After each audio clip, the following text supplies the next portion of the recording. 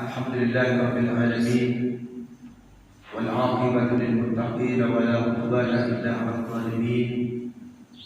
Asyhadu an la ilaha illallah wahdahu la syarika lah wa asyhadu anna sayyidana Muhammadan 'abduhu wa rasuluhu la nabiyya wa la rasula ba'dahu. Allahumma shalli ala sayyidina Muhammadin al-fatih lima ughliq wal khatimi lima sabaq nasiril haqqi bil haqqi wal hadi ila siratal mustaqim wa ala alihi wa sahbihi haqqa qadrihi wa miqdaril azim. Amma ba'd. Yang terhormat dan dihormati Bapak Kiai Haji Ahmad Farhan beserta seluruh pengurus Masjid Darussalam serta para jamaah salat subuh yang dimuliakan, yang diberkahi, yang dimudahkan segala urusannya oleh Allah Subhanahu wa taala. Semoga kita senantiasa menjadi hamba-hamba yang senantiasa dilihat dipandang oleh Allah sebagai hamba-hamba yang senantiasa mendapatkan rahmat dan barokah darinya. Amin ya rabbal alamin. Sebagaimana pelajaran-pelajaran kita yang telah lalu, sebelum saya menyampaikan materi ini, saya mohon maaf yang sebesar-besarnya karena tidak ada salahnya kita saling memaafkan. Karena dosa apa yang kita lakukan tidak tahu. Karena hidup ini sebenarnya dua hal, yaitu memperbaiki hubungan kita kepada Allah, yaitu disebut hablum minallah. Hubungan kita dengan Allah selalu diperbaiki setiap saat, mulai dari lahiriah sampai batiniah kita. Dan kita senantiasa beristighfar kepada Allah setiap saat, minimal setiap waktu sholat.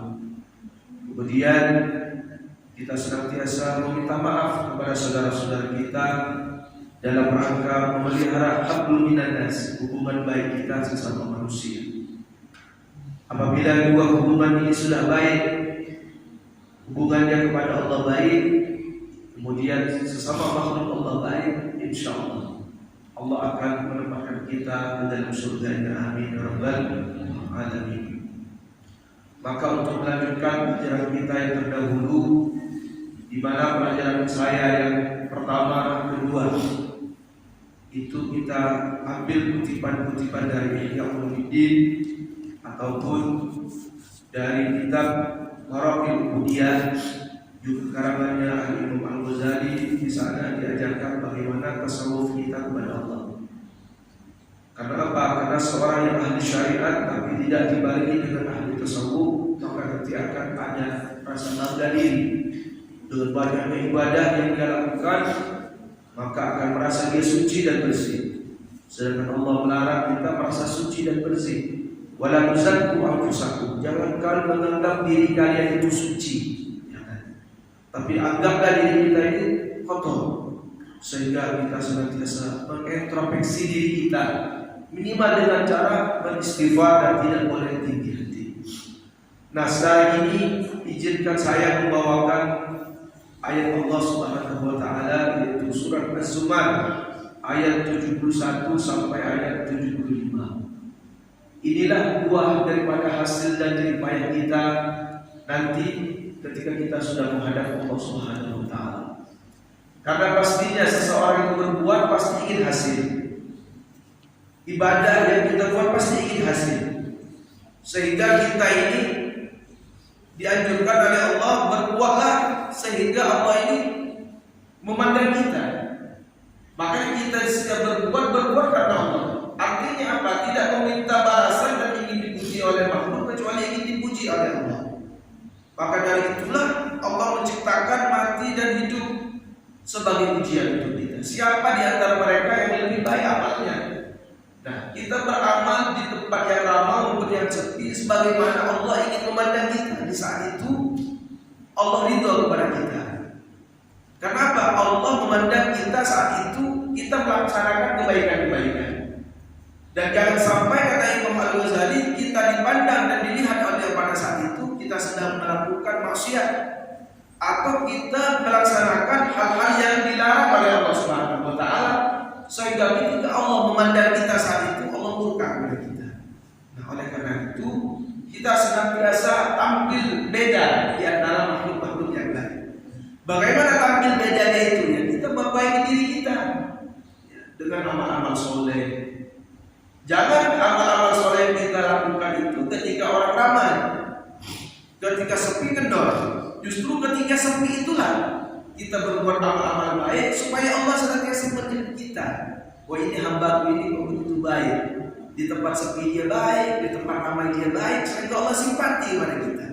Nah, ketika simpati Allah itu kepada kita, maka Allah ridho. Kalau sudah ridho Allah Subhanahu wa taala, satu kali kita berbuat ridho, maka Allah akan ridho selamanya. Inilah yang kita harapkan. Bagaimana setiap hari kita berbuat tampil di hadapan Allah Subhanahu wa taala sebagai hamba-hamba yang terbaik. Jangan sampai tampilan kita ini dianggap oleh Allah Subhanahu wa taala sebagai tampilan yang munafik, bahkan sampai kepada orang yang ingkar kepadanya. Nah, bagaimana orang-orang yang ingkar di hadapan Allah Subhanahu wa taala? Ini keingkaran itu kan ketika di dunia. Ketika di dunia dia ingkar, tidak ingat kepada Allah Subhanahu wa taala, sehingga ketika dia sudah berada di hadapan Allah, Allah tidak ridho kepadanya. Karena apa? Waktu dia di dunia selalu mengingkari terhadap keberadaan Allah Subhanahu wa taala. Maka apabila dalam Zumar ayat 1 itu, A'udzubillahi minasyaitonir rajim. Bismillahirrahmanirrahim. Wasifal ladzina kafaru ila jahannam zumara. Firman Allah. Wasifal ladzina kafaru. Digiring orang-orang yang kafir ke dalam neraka jahanam. Jadi nanti ketika di neraka orang-orang yang kafir, artinya orang-orang yang tidak percaya kepada Allah, tidak percaya kepada utusan-utusan Allah, itu digiring, bukan diiring lagi tapi digiring. Kemana?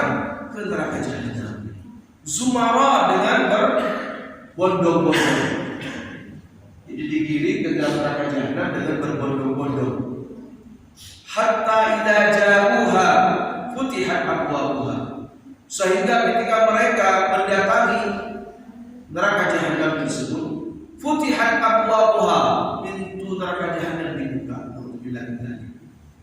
Wa qala lahum khazanatuha, dan berkata penjaga-penjaga neraka jahanam. Jadi penjaga-penjaga pintu neraka jahanam itu berkata kepada orang-orang yang digiring ke dalam neraka jahanam tadi, alam ya'tikum rusulun minkum yatluna 'alaikum ayati rabbikum wa yunzirunakum liqa'a yaumikum hadha. Alam ya'tikum rusulun minkum, tidakkah datang kepada kalian rusulun minkum, utusan-utusan di antara mereka. Jadi utusan ini adalah nabi-nabi Allah. Setelah nabi-nabi Allah wafat, itu kan sudah tidak ada lagi utusan, tidak ada nabi. Maka yang menjadi nabi penutup terakhir adalah Nabi Muhammad sallallahu alaihi wasallam. Siapakah utusan-utusan yang dimaksud di sini setelah kepergian Nabi Muhammad? Al-ulama warasatul anbiya. Ulama adalah waris para nabi. Nah, ulama-ulama yang mengamalkan ilmunya inilah para ustaz, para muballigh, menyampaikan lisan-lisan, menyampaikan pesan-pesan yang disampaikan oleh rasul-rasul yang sudah berlalu. Nah, sehingga ustaz-ustaz itu menyampaikanlah tentang ayat-ayat Allah. Jadi mereka tidakkah datang rusul atau utusan-utusan kepada mereka, ya, yang membacakan kepada mereka ayat rabbikum, tentang tanda-tanda kebesaran Tuhan. Jadi tanda-tanda kebesaran Tuhan di sini menurut tafsir Ibnu Katsir itu di antaranya adalah menyampaikan tentang hak-hak Allah. Bagaimana hak kita kepada Allah Subhanahu wa taala?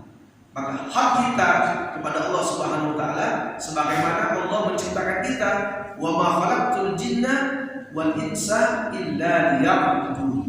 Tidaklah menciptakan jin dan manusia kecuali untuk beribadah kepada Allah Subhanahu wa taala. Nah, teks ayat ini seakan-akan kita hanya menyembah Allah salat gitu. Bukan. Jadi maksudnya menyembah Allah ini, lakukanlah segala hal sesuai tuntunan Allah. Jadi kita bekerja lillah.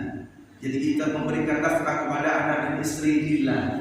Apapun yang kita perbuat setiap saat lillah. Itulah yang dimaksud ibadah kepada Allah Subhanahu wa taala. Terutama ibadah-ibadah mahdhah yang hanya khusus kepada Allah, sholat itu harus lillah, membaca Al-Quran lillah. Nah, lillahnya juga ini ibadah-ibadah yang kelihatan bukan seperti ibadah. Sebagaimana yang disabdakan Nabi, kam min amalin yatasawwaru bi surati a'malid dunya. Berapa banyak suatu amal perbuatan bentuknya itu amal-amal dunia. Jadi masuk kantor, keluar kantor, ya, pergi arisan, bayar arisan, ya seperti perbuatan bukan akhirat begitu. Tapi kata Rasulullah, wa yasiru bi husni niyati min amalil akhirah. Lalu amal-amal dunia dari ini menjadi amal akhirat karena baiknya niat. Mari lagi niat. Untuk apa dia bekerja? Untuk berikan nafkah anak dan istri, untuk menyekolahkan anak, mendidikan anak ke pesantren. Ini adalah perbuatan ibadah. Sehingga nilai ini nilai ibadah sama dengan baca Al-Quran, sama dengan artinya melaksanakan sholat selain dalam bentuk ibadah. Tapi bukan berarti pergi arisan gak usah sholat zuhur sudah dianggap sholat kata Ustaz, bukan. Artinya ibadah-ibadah itu karena Allah yang wajib, yang pokok, tapi tambahan-tambahan amal-amal dunia itu dibiarkan juga termasuk amal ibadah. Kata Ibnu Ruslan, wa man nawa bi aqlihi wa falillahi lahu maqad nawa. Barang siapa yang makan supaya menambah kekuatan dia dalam beribadah, maka dia mendapatkan pahala karena baik niat tadi. Itu kata Ibnu Ruslan. Nah, tanda-tanda kebesaran Allah itu diantaranya ialah bagaimana hak kita kepada Allah Subhanahu wa taala. Kita harus menyembahnya, kita harus selalu memohon kepada Allah, bermunajat hanya kepada Allah Subhanahu wa taala, lalu mengerjakan perintah-perintah yang lain. Ini adalah tanda-tanda kebesaran Allah. Dan tanda-tanda kebesaran Allah Subhanahu wa taala adalah ciptaannya juga. Bagaimana Allah menciptakan bumi dan langit 7 lapis, bumi 7 lapis tanpa tiang. Kita masjid saja dalam tiang di tengah. Bagaimana luasnya langit ini yang tidak terukur, bahkan tingginya langit itu perjalanan 1000 tahun. Luar biasa, jadi tidak ada orang sampai ke langit tingkat 1 itu tidak ada. Kalau diukur itu ada yang mengatakan 500 tahun, ada yang mengatakan 1000 tahun. Jadi kalau kita ingin naik ke langit tingkat 1, umur kita sudah tidak sampai. Karena umur kita hanya terbatas 60 tahun atau 70 tahun sudah dipanggil oleh Allah. Sedangkan nabi-nabi terdahulu saja seperti Nabi Syah itu umurnya 2000 tahun, Nabi Adam 1000 tahun, Nabi Nuh 1000 tahun, Nabi Syah putranya Nuh ini 2000 tahun, tidak pernah sampai ke langit. Tapi Rasulullah bahkan bisa menembus 70 lapis dengan kuasa Allah. Yang sebentar lagi kita akan merayakan Isra dan Mi'rajnya baginda Rasulullah SAW. Ini adalah tanda-tanda kebesaran Allah Subhanahu wa taala. Tidakkah datang mereka-mereka para ustaz, para kiai yang menyampaikan tentang kebesaran Allah ini? Apa mereka menjawabnya? Qalu bala. Iya, sudah ada banyak kiai-kiai ustaz, ya, bahkan Rasul sudah berlalu, ya kan? Sudah menyampaikan itu semua. Qalu bala walakin haqqat kalimatul adzabi 'alal kafirin.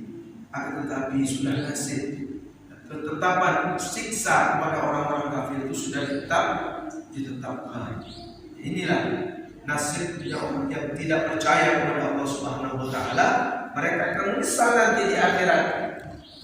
Di dalam surah An-Naba dikatakan, ya laitani kuntu turaba. Aduhai, andaikan aku bisa menjadi tanah seperti binatang-binatang itu. Jadi Allah ini menghisab, nanti binatang-binatang ini dihisab. Termasuklah kucing. Yang jarang kita baca, kucing yang kita kasih makan itu setiap hari, yang sering kumpul sama kita kucing itu kucing gak masuk surga. Tapi dia akan menunggu kita di jembatan Shirathul Mustaqim, di mana Tuanku ketika di dunia yang sering memberi makan saya, kata kucing tersebut. Ditunggunya Tuhan ini. Untuk apa? Dibantunya untuk meniti Shirathul Mustaqim tersebut dan menghantarkannya ke surga. Jadi luar biasa ini kucing. Jadi makanya siapa yang sayang kucing, kucing juga akan membantu. Karena ingat kebaikan-kebaikannya di dunia, sehingga dia menunggu kita di titian akhirat nanti. Ini kucing. Nah kalau kucing sering kita pukul, ya tidak menunggu kita, nanti kucingnya pergi. Ya, sampai di situ. Ya, kecuali binatang-binatang yang telah ditetapkan oleh Allah untuk masuk ke dalam surga. Di antaranya, mohon maaf, anjingnya Ashabul Kahfi ini masuk surga. Ya kan? Anjing bisa masuk surga karena cinta kepada ulama, ya kan? Membantu ulama, setia mati pun hidup bersama ulama, masuk surga. Bagaimana kita tidak akan masuk surga? Ya, undang ulama, undang ustaz, bahkan menjamu ustaz, menjamu ulama dari Timur Tengah dan sebagainya. Insya Allah kita akan digolongkan dalam umat-umat yang masuk dalam surga. Kemudian kekurangan apa yang saya sampaikan, apa yang terdapat kekurangan dan kesalahan, saya mohon maaf yang sebesar-besarnya, dan saya akhiri wabillahi taufiq wal hidayah walillahu wal hidayah. Allahu muwaffiq ila aqwamit thoriq. Assalamualaikum warahmatullahi wabarakatuh. Para jamaah sekalian, alhamdulillah kita telah mendengarkan tausiah yang sangat mendasar dan tentu saja mudah-mudahan membuat kita benar-benar menjauhi dari kekafiran dan berupaya menjaga nilai-nilai ketakwaan yang mana tadi telah disampaikan sebagai azuan, bahwa semua nanti pada akhirnya yang buruk dibalas dengan keburukan dan azab karena fabit sama selalu mutakabbir, karena kesombongannya, karena keangkuhannya kepada Allah Subhanahu wa taala, termasuk keangkuhan kepada sesama yaitu tadi di awal alhamdulillah. Kalau orang yang sudah angkuh, sudah merasa paling baik, paling benar, paling justru itulah yang membuat kita terperosok ke dalam keburukan. Sebaliknya bagi yang bertakwa, fani'ma ajrul amil, akan mendapatkan ganjaran-ganjaran atas amal-amal.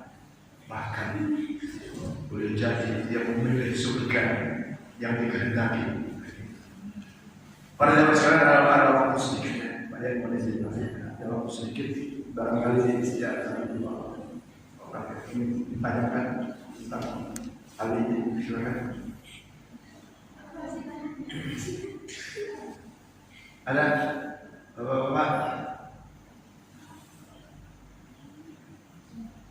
Ada sedikit pak? Asik ya, yang buatin suara lepas. Soalnya kemarin buatin kalau sudah nanti nggak masuk. Kalau Allah pernah apa ya? Silakan.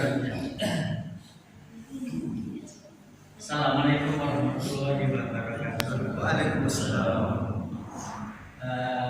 Sedikit saya bertanya tadi Pak, umat yang masuk neraka tadi yang ditimpa gunung tadi, bukit tadi Pak ya, itu kan karena ada satu tadi Pak menikah. Itu di bawah itu berapa lama Pak sudah itu bisa tadi Pak? Satu saja Pak, kasih Pak. Penasaran. Baik, luar biasa pertanyaannya. Jadi kata Kusumawati, kayak pernah masuk neraka. Jadi mau apa? Di lamanya ini sudah mungkin tidak terhitung, tapi di dalam umur kita ini kan ada 60 tahun. Satu hari di sisi Allah itu sama dengan 10 tahun. Mungkin kalau sudah masuk selama-lamanya ini sebatas umur dia. Jadi selama umur dia ini dia bermaksiat kepada Allah sehingga masuk neraka dia lama. Lama itu menurut hitungan umur dia di dunia. Ketika dia satu hari bermaksiat 1000 tahun. Jadi dikalikan 1 kali 60 tahun. Seperti itulah. Kenapa dia bisa keluar dari surga? Karena tadi berkah la ilaha illallah Muhammad Rasulullah. Berarti itulah sedikit amal yang dia buat sehingga dia bisa akhirnya terlepas dari neraka. Sebenarnya dia sudah lama selama umur dia hidup di dunia. Alhamdulillah. Jadi mudah-mudahan kita yang ada sisa umur ini, mari kita perbaiki untuk menebus umur kita yang telah berlalu. Jadi kita umur 30 tahun itu kita jadi orang yang lalai, kita tebus dengan istighfar. Jangan sedikit-sedikit Pak istighfarnya. Karena kita bertahun kita bermaksiat minimal 1000 kali istighfar. Satu kali satu malam. Insya Allah tembus dosa kita. Kalau Rasulullah minimal 100 kali Rasulullah 70 kali. Rasulullah kan tidak pernah berdosa, tapi istighfar 70 kali setiap hari. Kalau kita berdosa 100 sudah cukup lah, 1000 kali Insya Allah. Bantu sholat tahajud. Insya Allah yakin kalau 1000 kali di Allah enggak kasihan capek ya. Insya Allah. Terima kasih. Baik para jemaah sekalian, ya kadang-kadang memang kita ini yang merasa khawatir bagaimana nanti di alam barzah. Dan pasti tapi bagus ada kekhawatiran itu, takut. Tetapi maknanya Pak Yai saya tambahkan sedikit bahwa kita sebagai umat Muhammad SAW kalau masih diberi kesempatan untuk tobat, kalau tadi 40 tahun begini terus, tapi pada saat usia itu Allah kasih kita untuk bertobat, yubadilullahu sayyi'atil hasanah. Keburukan itu Allah akan ganti dengan kebaikan. Insya Allah kalau begini, tapi begitu umur 41 ke atas sampai sekarang banyak istighfar, banyak masjid, banyak rumah, banyak kebaikan, justru yang lalu-lalu menjadi nol. Kayak mu'alaf itu kan gitu, sebelumnya non muslim terus masuk Islam disebut mu'alaf, maka yang lalu-lalu menjadi nol. Jadi sebenarnya kalimat itu bukan hanya di SPB saja. Kalau SPB mulai dari nol lah ya, Ramadhan itu bisa mulai dari nol pada usia yang mu'alaf. Mudah-mudahan bisa kira demikian para ibu sekalian. Kami mohon maaf ya itu memberikan doa untuk kita semua. Mudah-mudahan ya Allah subhanahu. Al-Fatihah.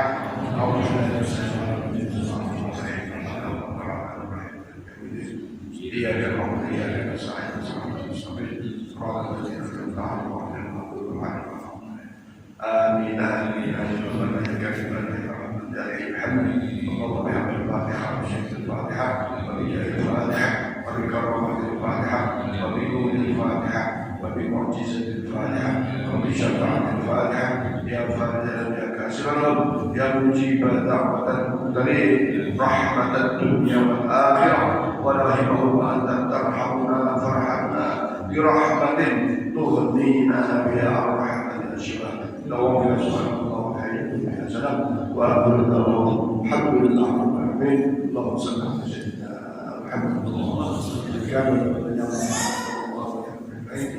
السلامة والله الوفيق الأكبر القريب السلام عليكم ورحمة الله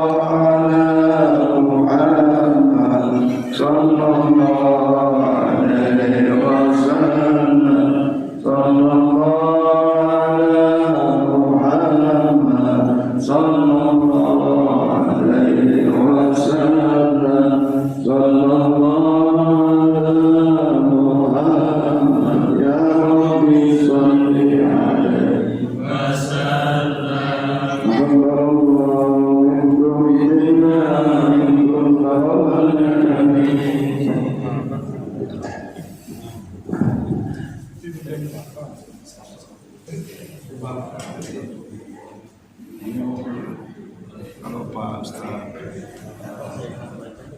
itu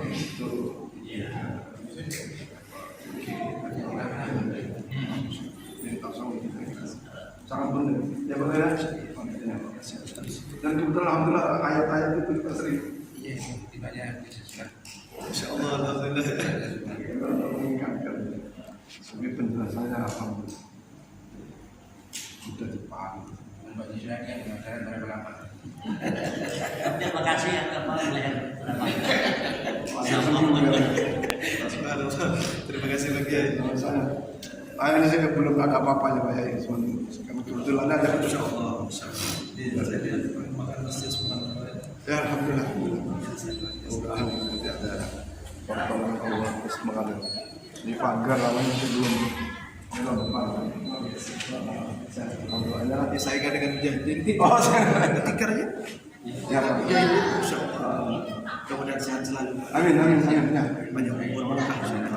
ya Sekali saya mau bantu ya ya. ya Umar surga Amin. manfaat ilmu Moga Assalamualaikum warahmatullahi wabarakatuh. صلى الله